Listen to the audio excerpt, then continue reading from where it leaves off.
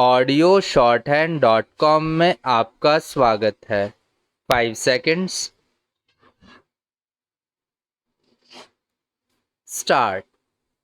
Now, by merely reading the bill, I can have no idea as to how the institute will actually function and what the measure of internal autonomy will be that the institute will possess.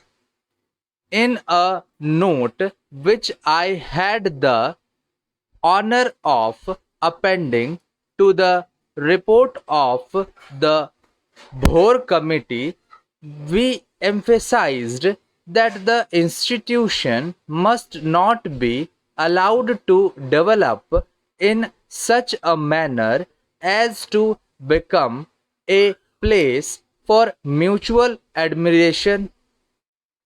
We wanted, therefore, provisions to be specifically made in the Constitution for the external element on the academic bodies of the institution.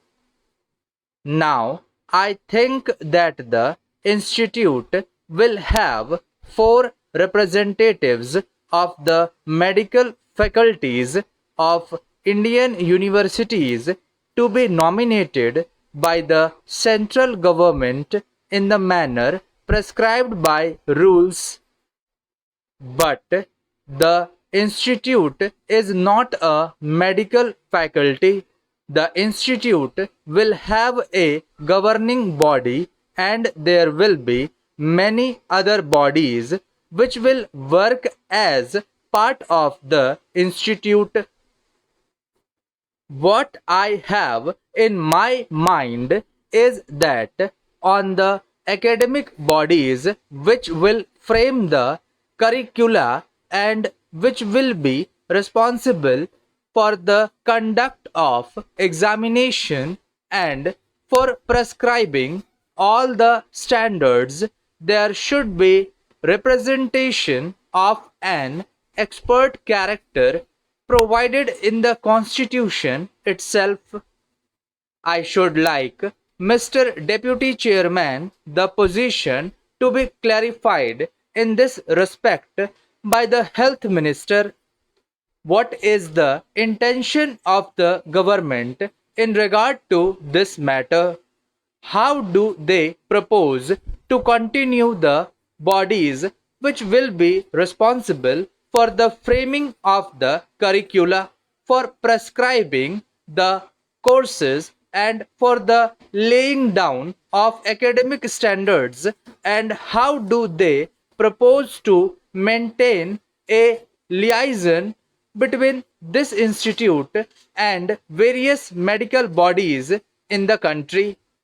I think that at least we should have been given some information on this aspect of the matter, because I find that almost everything is going to be left to rules which are going to be framed hereafter, and we have no clear picture before us as to how this institute will function. That it is desirable to have this institute will be admitted. It is becoming increasingly difficult for our young men to get facilities for higher education in the bigger universities of Western countries. Those universities have their own problems.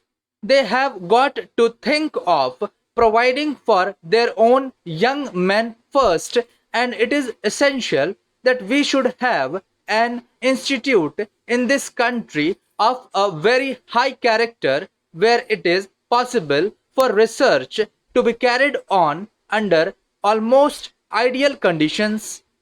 We do not want to lag behind in the race for knowledge in the modern world so far as knowledge and research are concerned.